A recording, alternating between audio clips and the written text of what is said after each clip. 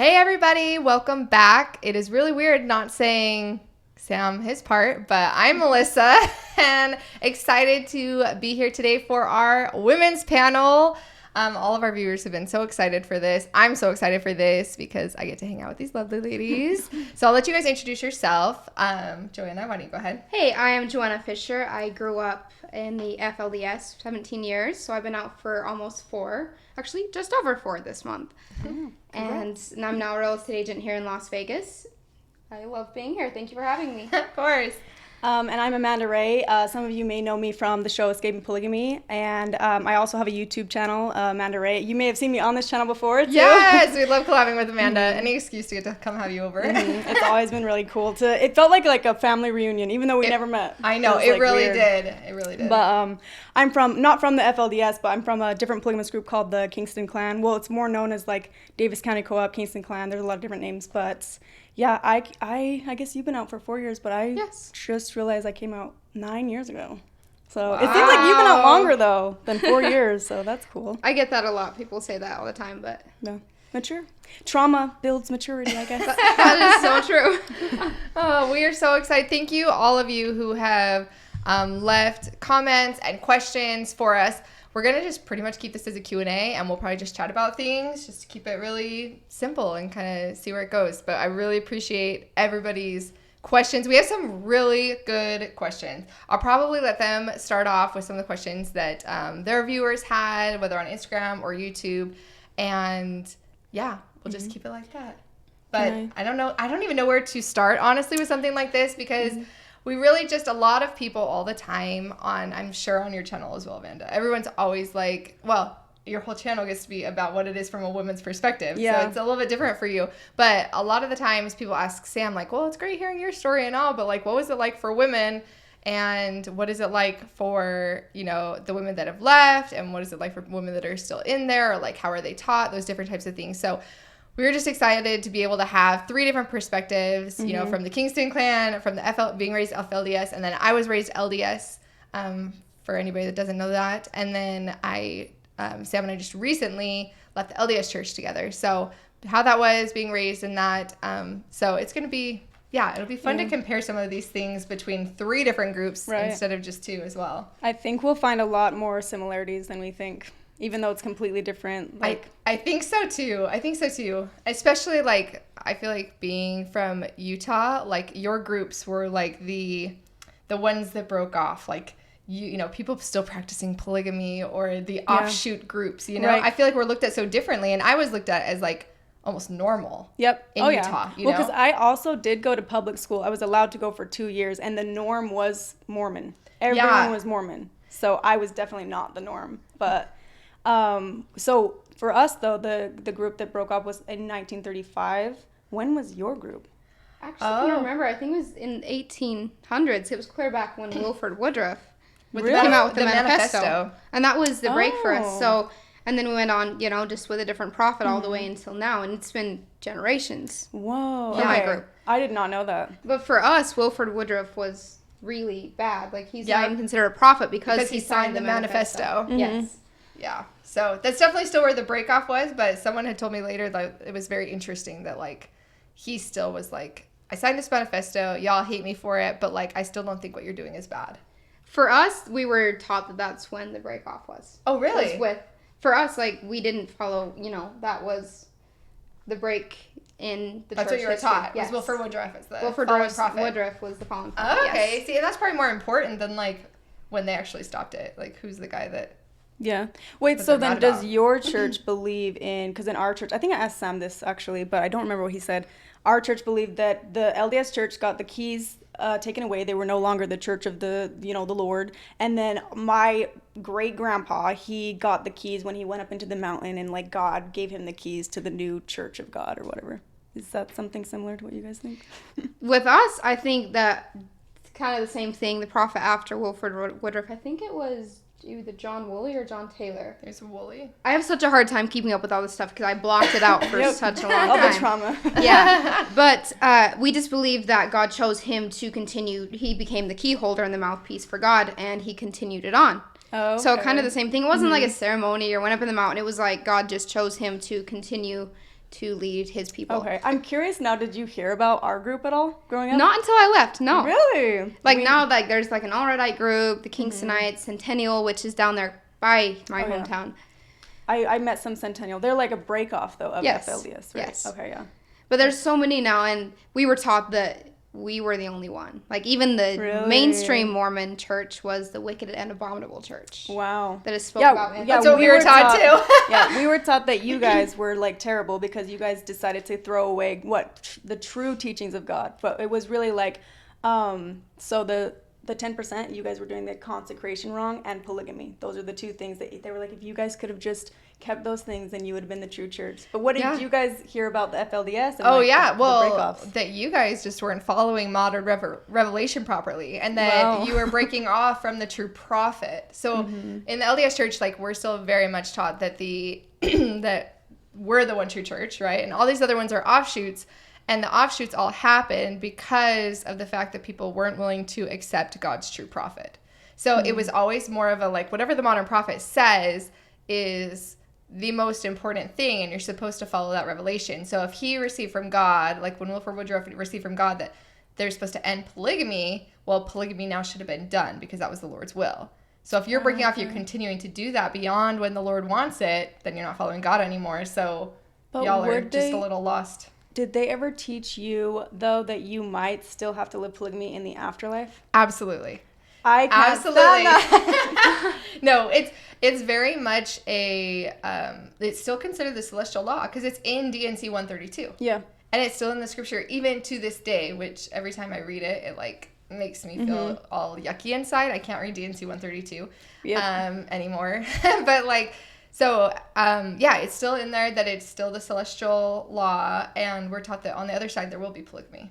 That's what it just blew my mind, because for me, I would talk to LDS people where are they going to get all these women that are just going to marry these? And some people would literally say, well, there's going to be a lot more righteous women that make it to heaven than men. And it's well, then why do I have to marry at all? My word. It's stupid. But so that's interesting, though, that you literally, it's a similar. What did you think? You were going to have to share Sam?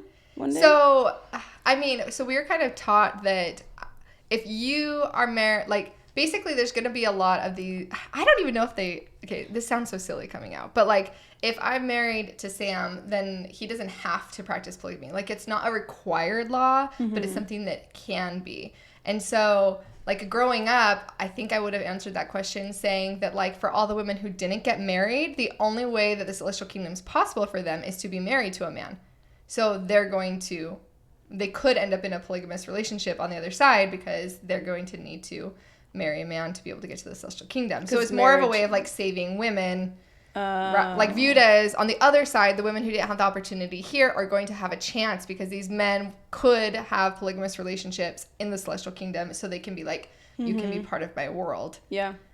Do you think then but they didn't have to. So I was never worried that Sam was going to be in a polygamous relationship on the other side. It was always oh, well, since we already have each other and if that's what we choose, then we'll be good. Yeah. Okay. That's an easier way to look at it. I guess I always feared it. And I don't know, did you fear that one day or your entire eternity in heaven was going to be polygamy?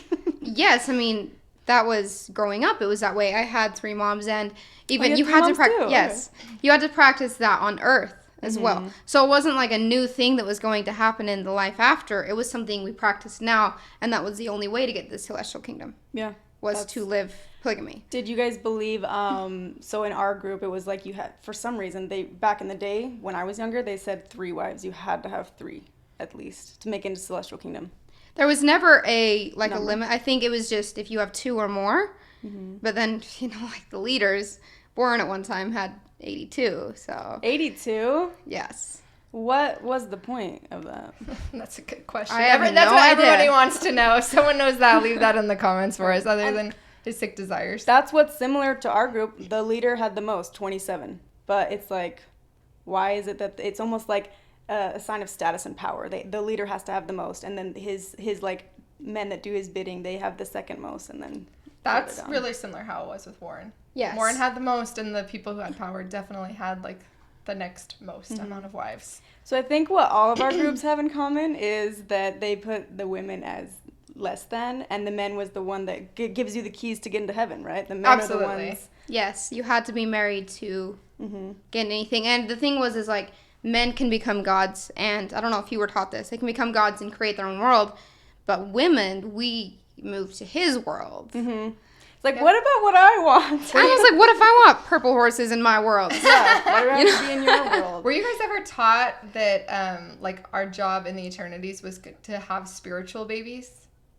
What? Yes. That, like, our job when we create the world is going to be continuing to be a mother, and that we were going to continue to, like, have spiritual babies. And so, that like, basically our entire eternity is going to be still bearing children? Bearing spirit children for the new world. Because if you're going to create your own world, where would you get those spirits other than to somehow create them with your husband? So you will be having intercourse in heaven and getting pregnant? I have no idea how that was supposed to work, but they just, like, I had been told, like, I mean, just think about it for a second. How else would you be able to populate a whole world? If we are the actual spirit children of a heavenly father and a heavenly mother, if that's what you believe, and you're a spirit child, how else could you be formed? I guess, but for me, I feel like obviously we're trying to make it make sense because in this worldly realm, that's what makes sense. But to me, I would be like, that doesn't make any sense, that we're just basically living in the world, just in a different land. Like, yeah, like living the worldly principles of, like, childbirth and stuff. But I was just curious if you were ever told that. I was, yes. We will always be continuing to have children. Another question I was going to ask you is, when they talk about the Bible and they talk about Adam and Eve, did they say Eve meant many wives? Yep. What? Yes. We were not taught that. Eve was one person.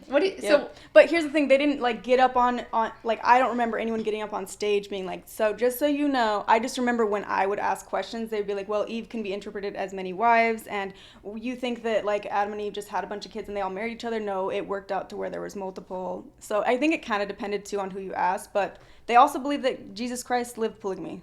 Yeah, we believe that as well. He apparently had a wife named Joanna, so. No way! Yes. I didn't know that, but apparently we were direct descendants of Christ. That's why we were, like, the blue bloodline. That's why we had to marry so close to keep the bloodline pure. Did you guys believe you guys were direct descendants of Christ? Yes. Where was the lineage, and how come none of us are Middle Eastern? Isn't he Middle Eastern? I have no idea. Well, okay, so first of all, I'm like, wow, that's just a lot. So, starting off, that would be a major difference between the LDS, because we did not believe that Jesus was polygamous. Because it never says it. We were never taught that, so that was definitely a big difference.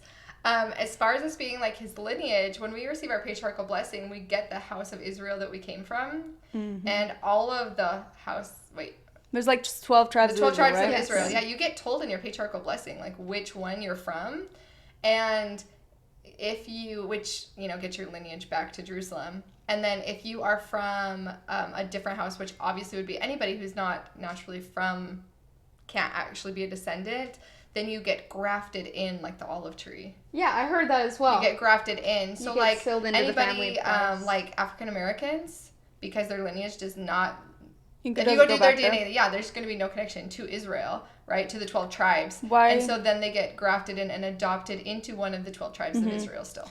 So in the order, we talked a lot about, I don't know if I said the order is also the Kingston Clan. I think I forgot to say that. But in the polygamous group I came from, they talked a lot about the 12 tribes of Israel, and they kind of made it to promote racism, saying that you're only supposed to marry in your own bloodline. But what is so important, I never understood what was so important about the 12 tribes of Israel. Did they say to you guys what was important about it? No, I don't think that was ever addressed. And that was another thing as well about our religion or our cult. Religion cult. They did not allow any other races. Yep. And my mom was very racist. In fact, that was something I would say every time we were mad. I was like, I'm going to marry you. Your grandkids are going to be mixed color. Like, how dare you? Yes. It's like the worst thing. That was like my damnation if I ever. My mom was like, she doesn't think it's racist, though. So they don't call it racist. They say it's not racist to. So this is what she said. She was like, I think that I accidentally turned this on. Sorry. Oh, you're good.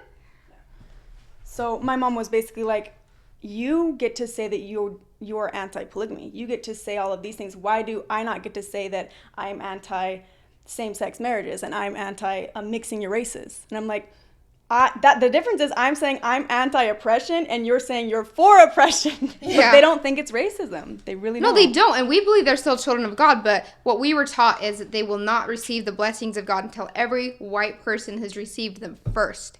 Really? Yes. Okay, ours was the whole, I think we talked about this on the last episode, the whole like war in heaven where us white people chose Jesus's plan, and then the demons of hell chose Satan's plan, and then the fence sitters were the not white people, I believe, right? Oh my goodness, yeah, same. I was going to say, we weren't told that it was the fence sitters, but that they were the cursed from Cain and Abel. Mm-hmm. We were taught that as well. Yeah, they're the descendants of Cain, because when Cain killed his brother Abel, he was cursed with dark skin, and that those are his descendants. But I hadn't heard until later. It was recently that I was looking through like teachings of, I believe it was Brigham Young who said that, that it was the fence sitters. It was one of the early prophets that all of us would have shared the same prophet that did mention that it was the fence sitters who got put into the cursed bodies of the descendants of Cain. So that's something that all of them had in common, is from that doctrine.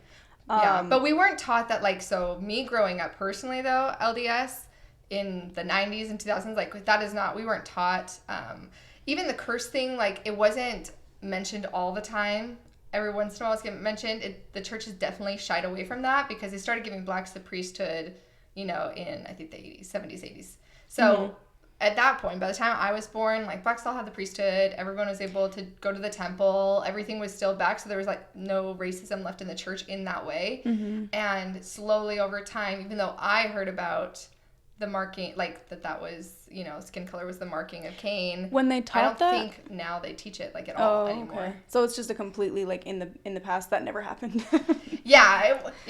The current LDS church, we like to, like, more just sweep things, like, under the rug. Like, if it was, like, because modern revelation, again, going back to, like, the split and stuff, right? Like, modern revelation is always more important than past revelation. Right. Always. So, even a lot of people would be like, oh, yeah, we can acknowledge that, like, Brigham Young was racist but that was just in the time, and it doesn't matter now, because now we're not. We don't do those things anymore, so it doesn't matter.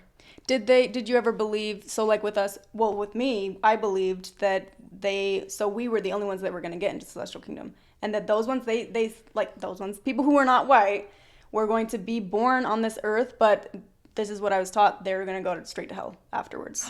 Are you serious? That's what they taught us. So what did they teach you? Because if they weren't able to have the Melchizedek priesthood or any of the priesthoods at one point, were they not able to get to the highest degree of heaven? So, again, they only told me because in modern, like, me growing up, blacks could hold the priesthood, and so what got you to the celestial kingdom was your temple ordinances, not the color of your skin, nothing like that. Like, receiving the priesthood, but basically when you make and keep your ordinances in the temple, that is what gets you to the celestial kingdom. And so, race and stuff doesn't matter anymore. For our religion, we were taught that they would be given a chance in the second life, and we would teach them, and the curse would be lifted. Wow, we were harsher than that, I guess. Yeah. But they could not receive any blessings until every white person had, which is really weird. Yeah, all because of that war in heaven. It all started because they refused to choose a side or something in the war in heaven. So did you guys have a temple? No, and I always thought it was weird as I got older that seeing that other churches would do, like, sacrament and temples and stuff like that. They didn't do sacrament either. Mm-mm. Or missionaries, but then I would ask and they would say, we don't do missionaries because the Lord's people will be placed here. We don't need to go out and seek them. They will find it here. And then also I think sacrament was really just like they just wanted to save money. Like, I honestly feel like the more I hear about FLDS and, like, LDS, our group was so much more about business. It was honestly started as a business at first because it was the Great Depression. So everyone would consecrate their stuff and try to help each other. And then it started to become a religion. So it's very much about how they can save the most money. Because I always wonder, that was always one thing too, that, like, being mainstream LDS, like, growing up in, I remember we always said, like, it's so interesting that all these fundamentalist groups all branch off. But then, like, one of the main things, how you're saying, like, you guys looked at us like, how can we not do polygamy, and how can we not consecration do consecration? And we looked at you and we're like, the whole point is to get to the temple and make your, like, temple ordinances, and that's how you get to the celestial kingdom. How could they just, like, leave that part aside? Like, what does all the other stuff matter if you don't actually get to go and have your temple ordinances done, since that's how you get to heaven. That was definitely, temples were not a thing in our group. They were in yours, though. Yes, very much. If you watch anything about the raid in Texas, they had a very beautiful white temple there. Yeah, but that didn't even start till the very end. Like, Warren, like, was but we barely always starting to do it. we always believed in temples. Yes, we always believed in temple ordinances, and a lot of them are the ones that Joseph Smith originally invented or came up with. So you guys were just going to be doing temple work later. No, they actually did it in Texas, as far as like, to my knowledge, they did some of it, and we also did baptisms for the dead, like the mainstream LDS. Wow, really? Yes. Like even before the temple or in the temple? In the temple. It had to be in the temple, and we also believed in doing like celestial marriages and stuff like that, like sealings for like ancestors and people that were not sealed by the prophet. You know. Okay, I didn't realize that much happened before the raid happened, and like. So then baptisms for the dead, that's one thing we never, when I heard that term, I was like, so they baptize dead bodies? That's what happens? But what's the point of it is to find someone who fell away from the church or didn't want to be in the church, and they baptize for them? So it is for an ancestor. You do have to request, or it's kind of like their parents have to okay it. But for instance, my brother died when he was 17, and he had been kicked out when he was 15. He was going to be invited back. Okay. But for him to get back, he would have to be baptized, and he died before then. So how that would work is someone would, that was alive, would go into the font with whoever's baptizing them, and he would take the name. So he would take my brother's name, he would say I, and he would pretend he was my brother, and he would be baptized for him. And this would happen in the temple? Yes. Oh, okay. See, so did you guys only do baptisms like for your direct ancestors or for like the entire world? I believe we did it for the entire world as well. Okay, because the LDS Church obviously is like one of the biggest producers of genealogy, the amount of genealogical like records and stuff. Ancestry is owned by the church. Most of the big like genealogy sites and that kind of stuff is all by the LDS Church. And we were taught growing up, so when you die, you're either getting to wait for the millennium in paradise or in prison. So there's the two groups. So paradise is for anybody who's been baptized and is a member of the church can go to paradise. And then everybody else goes in prison. It's not hell, but it's you haven't had the opportunities to be able to make the covenants that are necessary to go to heaven. So it's like a waiting period. It's like a waiting period, but it's separated whether or not you already made the covenants. So we believe that when you do a baptism for the dead, you're giving them that opportunity to leave the prison and go to paradise to wait if they accept the gospel. And angels are constantly teaching the people in prison. So it's like a place where like all the non-believers are going to be in prison on the other side, and they have a chance to be taught the truth. But since they don't have bodies, they can't be baptized. And since that's the first main ordinance that you have to have, and the main covenant that you have to make, you have to be baptized. So we're just trying to like speed up the process for the other side basically by doing baptisms for the dead. But it doesn't even just have to be your ancestors. They do like as they're finding genealogy records, they are constantly like submitting them, and you do baptisms for the dead. You go through the temple for the dead. Only the very first time that you ever go through the temple when you're LDS is for yourself. It's called taking out your endowments. And that's the only time. So, like, Sam and I, right after we got married, we went every single month back to the temple. And it's a way for you to remember your covenants because you're making covenants as somebody else. So you're doing it for them, but it's a way for you to remember all the covenants that you're making. But we did that faithfully until I was too pregnant to, like, fit into my dress anymore. Like, every single month for date night, we would go and do it. And is that a fun date night experience? when you believe that like that's what you're supposed to be doing, and then it makes you feel spiritual and closer to your spouse, you could go do sealings for the dead too. So we would go do things as well. Yeah, so we would go and do that, and that would make you feel closer and remember your like marriage covenants as well. So yeah, when you're all in, then yeah, the temple's a great date night. Wow. But yeah, it's all done for the dead, also that they have the chance to go from the prison to the paradise to be able to await for the millennium. It's so weird to think that there's like just so many rules and so many things that you have to pass the test to get to it's like, I don't know. I feel like I'm to the point in my life now where I'm like, it's not that difficult. I don't feel like it is. There's definitely, it's interesting to like compare the checklists because as Sam and I were going through like our spiritual journey and deciding what we believed and whether or not we wanted to stay in the LDS church as a family, my main thing was like I was preparing a talk for state conference, which is where there's like a whole bunch of words together. And I was doing it on the teachings of Jesus Christ. And my very first question I asked to Sam that like started our whole faith transition, I just said, do you feel like the list that Christ gives us to get to heaven is different than the list that the church gives us? That was my first question. And I expected him to give me the missionary answer, which he kind of did, but then he continued on with like, yeah, and what about this and this? And we ended up having these discussions. And like you said, like even if like as a Christian, you look at, like you go to the New Testament, you read the words of Jesus Christ, and you're like, the list of what we have to do is so different. And then as I was like continuing to search and pray more, I was realizing that like the list that Joseph Smith gave his followers was different than the one that Brigham Young gave his followers, and were different than Wilford Woodruff, and then John Woolley gave his, and different than, you know, and so it's like, if all these different lists exist of how we're supposed to end up being able to return back to our Heavenly Father, why should I follow this list if in 50 more years the list is going to look completely different? Like, whose list is true? Right. Or can we not trust a list at all beyond something more simple? Well, it's also like, I don't know. I have a few points to make on that. Like, I always thought, like, well, Christ never really even had a church. Like, if you go back to Christ's time, he was the church, right? Yeah. And then it's also, like, the one thing we all have in common is that we all believed in God, right? But it's, like, we all had these different paths that we had to, like, some type of, like, Rubik's Cube that we had to do to get. But it's, like, if you take a step back, if you were a God who loved your children so much, why would you make it so damn hard for them to return to you? That's what I started to think of. And I was like, if God is trying to make it so hard for me to get there, maybe he doesn't want me there, and maybe I don't want to be there. You know? Yeah. That's how it was for me as well. And then, you know, Warren Jeff's list was obviously very, very Warren long. just took it to a whole, he's like, here, let me show all y'all how to do a list. Here, let's do this. I feel like it would make the people go a little bit insane with how many, because it wasn't there a time where he was like, no corn, no, yes. No milk, corn, right? no onions, no beets, no raw milk, no chocolate, no coffee, no, and those are also in chocolate, or coffee is also in the LDS. Yeah. But it was just so many things, and that was actually one I got up. I was 11, and we had also what we called the United Order in our group as well. Okay. Some were in, some were out. Right? Yes. Yeah.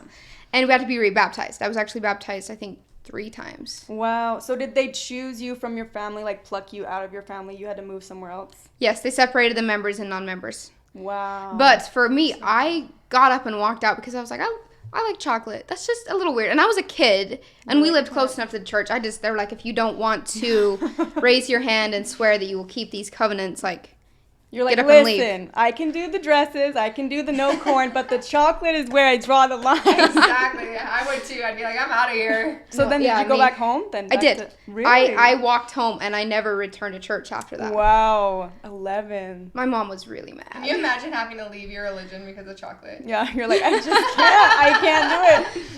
I really would. I think that would have pushed me over the edge. She gets serious. I would.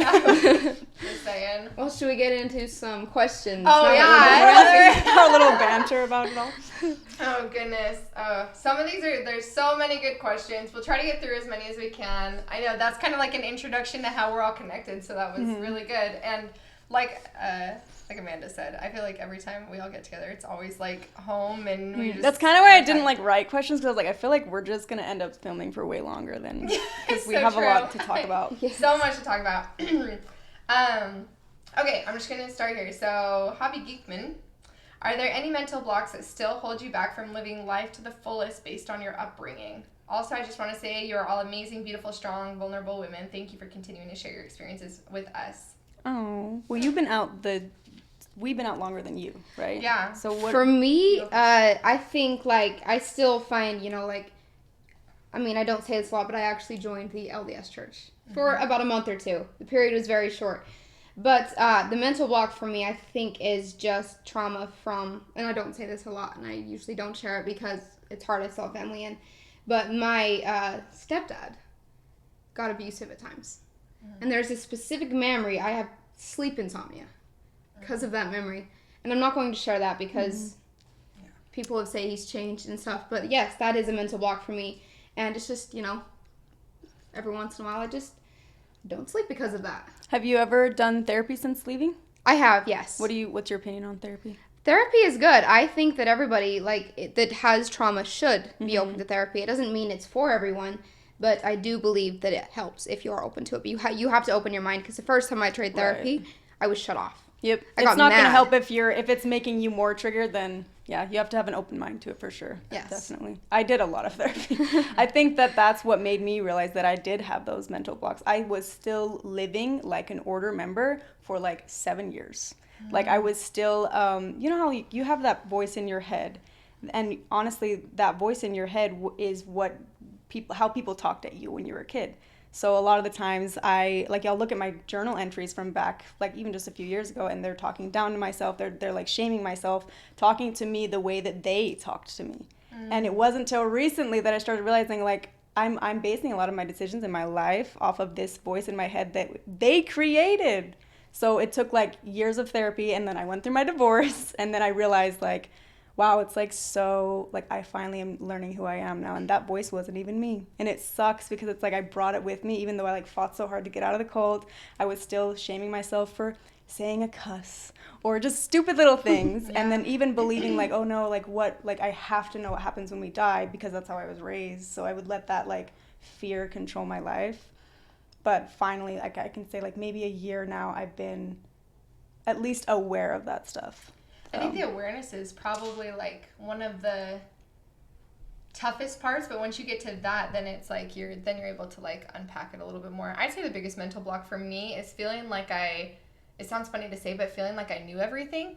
Mm-hmm. Because in the LDS church, you know, we didn't have as many blatant things, you know, traumatizing like that to happen, and I had a great childhood and things, but I think I constantly felt like I knew so much. Mm-hmm. And Sam and I always say, like, the more you learn, the less you know. Yep. It's a what's it called, the sunk cost fallacy or something like that. The more you know, the less you think you know, and the less you know, the more you think you know. Yeah, exactly. So, but like growing up a member of the LDS church, I felt like I had the answer to every question, and if I didn't, all I had to do was go search on LDS.org and be like, how do I feel about homosexuality? How do I feel about, like, even political things too, like anything. I could look up how I was supposed to feel, how God felt about it. And so I felt like I was like very secure in like knowledge of knowing all of these things.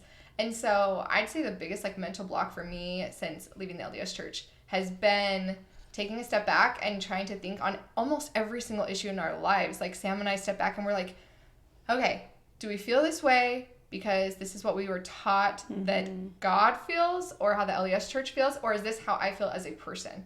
Yep. And I'd say especially with political issues and social issues, those have been the probably biggest two areas where I've had to step back and be like, how do I feel about it? Not what the church told me to feel.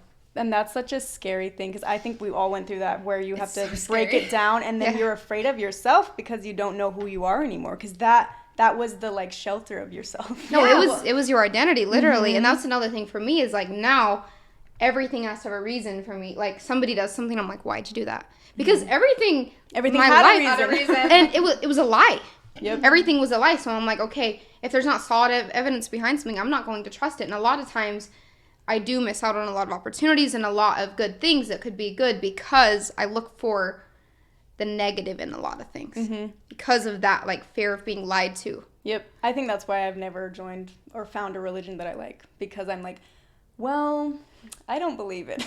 I just seems like they know too much, or it seems like I just feel like the fear of trusting someone too much, like I'm never going to put someone's belief systems above my own ever again. Like, yeah, definitely. That's where we're at too.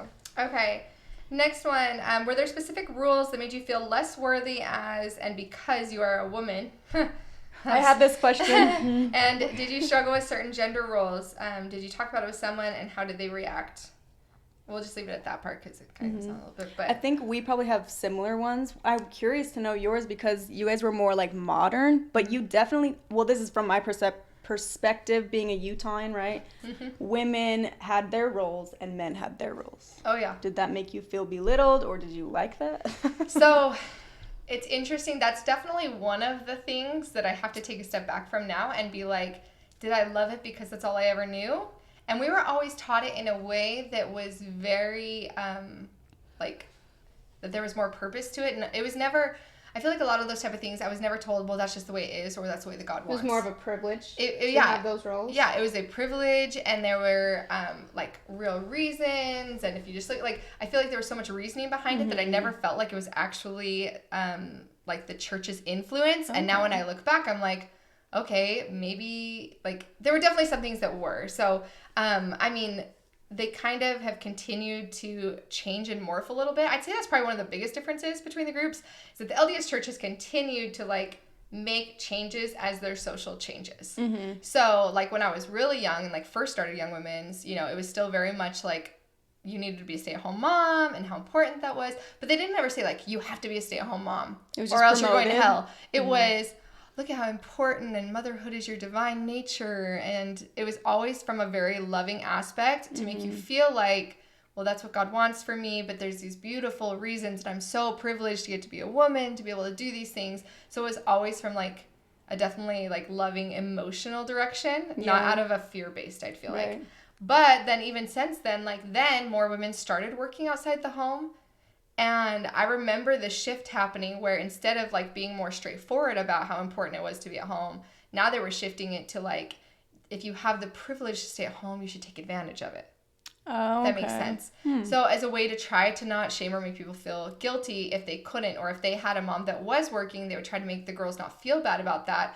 But if you ever have the chance or the opportunity, that should be what your choice should be if you can. Okay. So, like, for the longest time, even when I chose to quit working when we had our daughter, I remember saying that, like, you know, I'm lucky enough to be able to. Right. I'm lucky enough to be able to. And I honestly still feel that way. Even now, separating myself, I can look back and be like, I think that actually is truly myself, not the religion. But it is hard to separate yourself from the way you were raised. You're like, okay, but I also spent my entire life knowing that that was my divine nature and my purpose on this earth. And I feel fulfilled in that. And so there's some times where I'm like, no harm, no foul. Like, if I still feel fulfilled in that, I don't really need to unbox it more than what's necessary. And I feel good with that decision now, and I'm happy. I definitely go through that with, like, is the reason why I really want kids because I was born in this place where that was your only purpose as a woman is having kids. Yeah. But I had a question kind of bouncing off of what you were saying. So that was the roles of a woman, but did you ever feel... Maybe I'm just a jealous person, but both of you guys probably. Did you ever feel jealous or upset that women never had the opportunity to get the priesthood or to say the prayers and stuff like that, blessings? You go first, Joanna. Yes. I've always been even as a kid, I was a very independent kid. And I was always upset about the way that women were taught to be and the fact that we could not hold the priesthood. In fact, Warren had millions of trainings he called home economics on how you should act as a woman and how you should support your husband, how you should write down, I mean, it was never sexual because they didn't teach that, but it was like right down to you should do whatever he wants. You have kids when he wants. You have sex when he wants. He's the one above you. Yes. But you dress the way he wants. You everything. He made every decision. In fact, right down to, you know, a lot of times how you ate. Yep. It's almost like there was so many rules on the women and we had to try harder. So why couldn't we get the priesthood? We were doing more. We had to bear the children even. But I think for, like when I would ask the question, because we had this system called like the numbered men. I don't know if you guys had a numbered system or anything like that. Not the same way you did. I think it's similar to people that get the priesthood. It's like they earn their number and that means they get their ticket to heaven. And I would bring it up. A lot of women would bring it up because they're like, what about our numbers? Because we want to go to heaven. And they would say this thing like, oh, but like you're attached to the man. Yeah, same thing. But it's still like, I always felt like, because we didn't let, at least when I was there, they didn't let the women say the prayers. And it just felt like a way to demean us. And I felt very like less than a man. Yeah, they didn't let women even talk in church at all. I think every once in a while, I think like at funerals, some women would say the prayers in funerals. But not if it was like a church meeting. But not, we didn't even bear testimonies in church. Wow.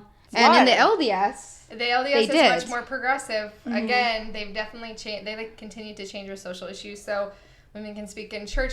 I mean, it's still kind of a big deal for them to speak in general conference. You can tell that they always are like trying to throw in a woman or two into general conference because I think more members are starting to push back and say that they want that.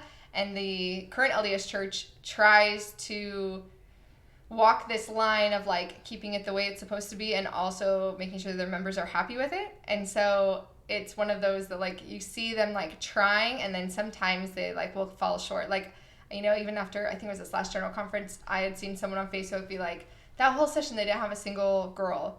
You know, like they didn't have a single woman speak in that session. And so I think sometimes they might miss the mark on that.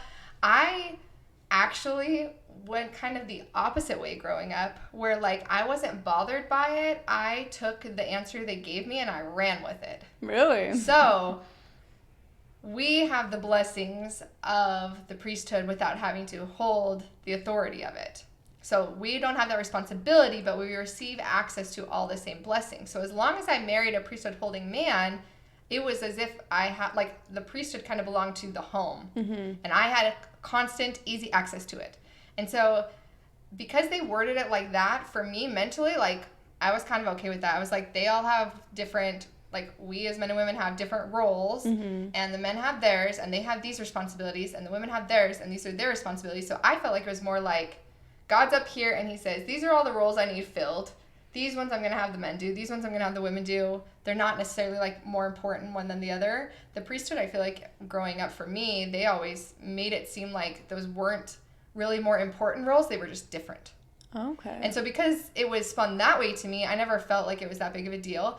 I will say, and it sounds so funny now, but like I had more of a problem when the church started like mixing roles or trying to be more inclusive. It was more bothersome for me. Really? Because I felt like if there was a church that was restored, if God had really split up these roles and said men are for these roles and women are for these roles, and then you're going to let the women do some of them just because they're whining about it, then if you have an everlasting God that never changes, then why is that going to change? But if he's never everlasting, never changing, why is the LDS church changing so much? Changing, exactly. No, so I had more of a problem with the changes. Like, there was a change right before Sam and I were leaving. We were going to the temple frequently because we had all these questions and doubts, and we just really felt like we needed to be there to get the answers of whether or not the church was true. Right. And then the church made a big change in the temple, and it had to do with, and it made all of the, like, feminist members very happy, because you finally got to covenant straight with God instead of through your husband. Yeah.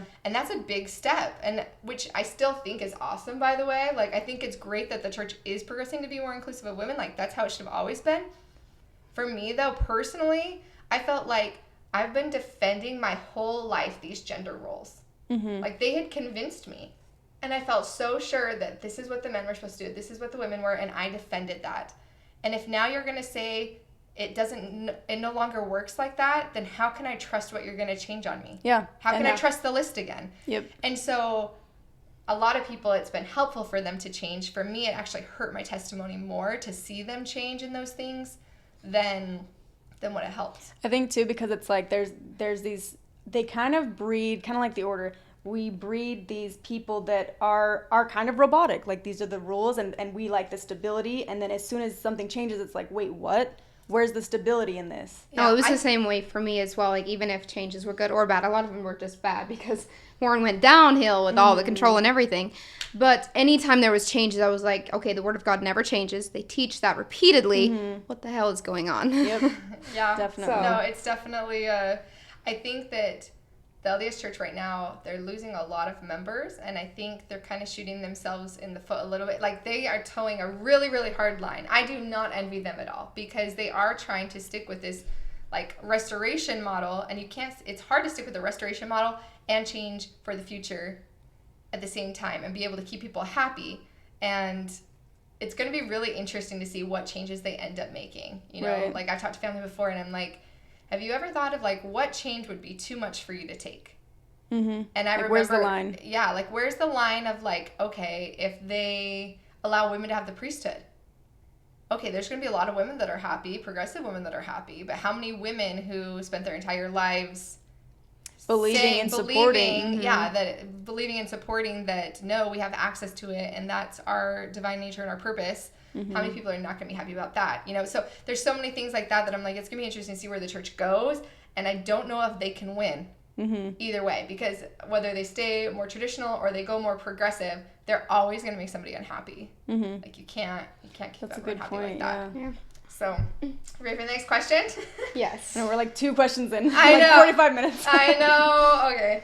We knew this was going to go. I know. It's better to have more than less, right? That's true. What have been the most healing and or fruitful experience you each have had since leaving your respective groups? And how are you all thriving these days? Wow, that's a really good question. I know, that's a sweet question. Most healing. I think that it kind of goes along with what I was saying earlier, how it really only last year was when I found myself after my divorce. And I think it was because I married someone who had came from the same cult, and so I was still like living those silly little rules that didn't really matter. So I think coming from a cult, I used to look at it as like, God hates me. Why did he put me here? Like, why couldn't I have been born into a normal family? But I look at it now like it forced me to have to do the hard work and the therapy and to really get to know who Amanda is. Like, I don't know fully who I am yet, but I'm so much more comfortable with the person I am, and I trust myself so much more than I ever thought I could.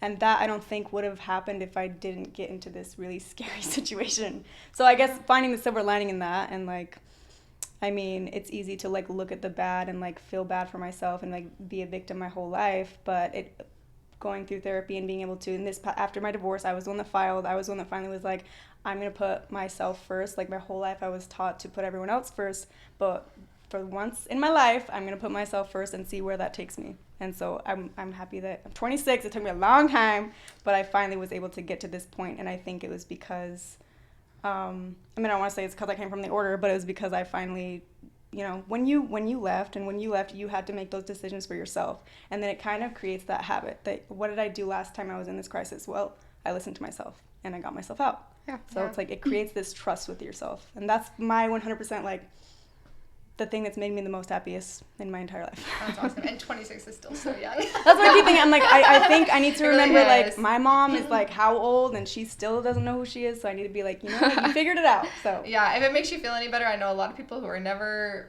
part of any religious organization, and it still took them much longer than that to figure out who they were. So I guess, yeah, it probably pushed the progression for me. So. Yeah, so that's awesome. I would say for me, I think self-accomplishments is the most healing thing for me. Yeah. Like leaving that and realizing that I can do this at 17.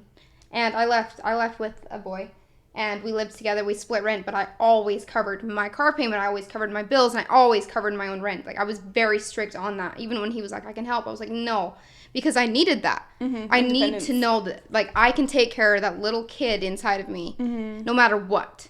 Yeah. So, like, now I think it's self-accomplishments. The more I accomplish, the more confident I get, the more healed I get, the more I find myself. Yeah, because then you look back like, wow, at 17 I was doing all this stuff. People my age now can't even do that stuff. I know. In high school, I went to high school for 2 months after I left. It was my first public experience. I didn't stay because I couldn't work and do it. I couldn't support myself enough. Yeah. But kids are like, oh, my God, I have to pay my phone bill. And I was like, you lucky bitch. Yeah, like, you get to have a phone. Yeah. That's cool, though. Self-accomplishment. What about... What's yours? I'd say the most healing has been, and fruitful experiences, I would say being able to go through my spiritual experience with Sam and like doing it with my husband has been so fruitful for like our marriage is so much stronger than it's ever been. And I always felt like we had a really solid relationship, honestly. And so to see like that grow and become like even more fruitful is really cool. And I'd say our view on just like accepting and loving people regardless of their spiritual experiences and being able to like feel like I truly honor people's experiences more than what I ever did before. I never now look at people's experiences when they share them and think, yeah, but they'd be so much happier if they were LDS. Or look at that happy person, but can you imagine if they had the gospel in their lives?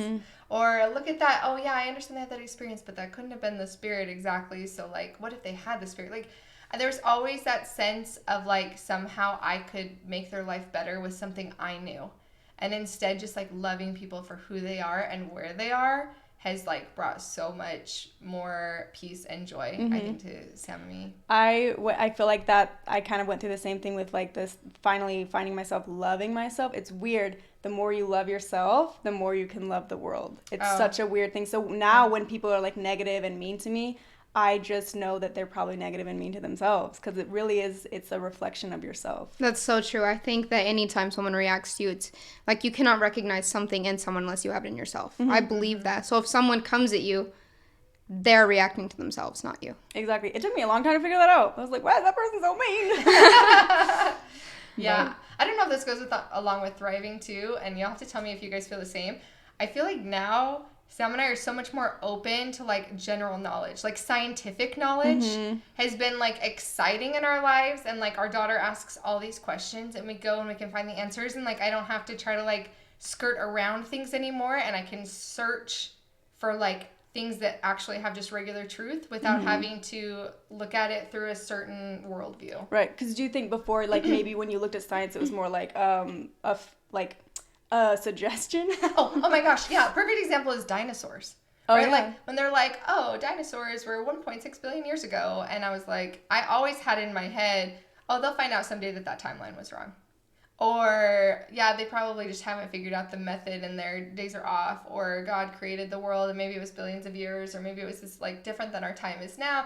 Like, I always had those thoughts anytime we would, like, look at anything scientific, because you have to fit it into, like, your belief the system. world's 10,000 years old. Yep. So something could be 1.6. And so I feel like that for our children has made me, like, so happy that getting to teach them with, like, a completely open worldview where we don't have to try to, like, take science and make it fit in here, and take geography in here, and take history and fit it in here. And instead of, like, trying to make all these things fit into what I believe or what the church says, we're just, like, more accepting of, you know what? That geologist that spent the last 50 years studying rocks probably knows more than I do about how old that rock is. And I can just, like, respect and honor and be like, that is so cool that you know so much about that rock. And I will take what you say. You know what I mean? Or anything, or that fossil, or this or that. So that's been kind of something that's been, like, mind-blowing, to just be able to, like, fully accept things for how they are. Right. Do you guys ever think that? Like, with, I don't know. I do. In my religion, we did not believe in science at all. Like, you know, the earth was created, so there's multiple. This is weird, because they believe in one God, but it's one God for this earth. So there are multiple earths and there are multiple gods. Our God called other gods to help him create this earth, and they spent 7,000 years creating the earth, or 6,000 years creating the earth, and then the 7th year, because, you know, the 7 days were 1,000 years, right? He rested, which is why it's Sunday. Yeah. But, like, for God, 1 day is 1,000 years. Okay. See, I've heard people try to make a timeline before, and then, like, the LDS Church kind of shied away from that, from, like, trying to have too close of a timeline, because science could, like, continue to prove different timelines not right. So then it ended up into a, like, we don't know God's timeline, and God's timeline is different than ours, and the world could have had its own timeline. You just kind of have to accept that, like, there can't be a timeline. But then, like, I remember searching, like, on LDS Oregon, being like, but do we believe in, like, creationism? Like, do we believe the timeline of the Bible? And when you'd go and you'd, like, look into that stuff, they'd be like, yes, we do. And I'm like, well, then that's pretty straightforward. Yeah, we believe that the earth is only 6,000 years old. Oh, 6,000? Yes. Not even the full 10? Why? 6,000, and in the 7,000 year, the destructions were going to happen. There was going to be 1,000 years of peace on the earth, where we would teach the gospel to everyone else. We'd be lifted up first, that plot of land of the creek where everybody was so faithful. And then we would be placed back onto the earth. The 12 tribes would return. And there would be 1,000 years of peace, which would be the millennium. So that was all wrapped around, like, the creation of the earth. Yes. Even. Wow, I hadn't heard that theory before. That's when, so did you guys remember I remember them teaching, like, when you hear the trumpets and, like, the ends are... Yes. They were very revolved around the end of times are coming. I feel like a lot of cults, are very much like, and you're going to be so grateful that you're in the order because you're going to be protected. Like, people are going to be praying and wishing that they could be a part of this. Yeah, and the destructions were like, you know, tornadoes and earthquakes and different things, and that was the destructions happening. When really that's been happening for millions of years. Yep. It's very fear-based, for sure. It is. That's one thing that took me a long time, too, is, like, the fear. Even in my relationship, I left with someone and was with them for almost 5 years. And the fear of, like, it was everywhere in our lives, even in the fear of going out and getting a job. Everything was fear-based because of growing up that way. And I had to get past that. So that was me, too. It was definitely, like, I thought it was normal, though, to just be afraid of everything.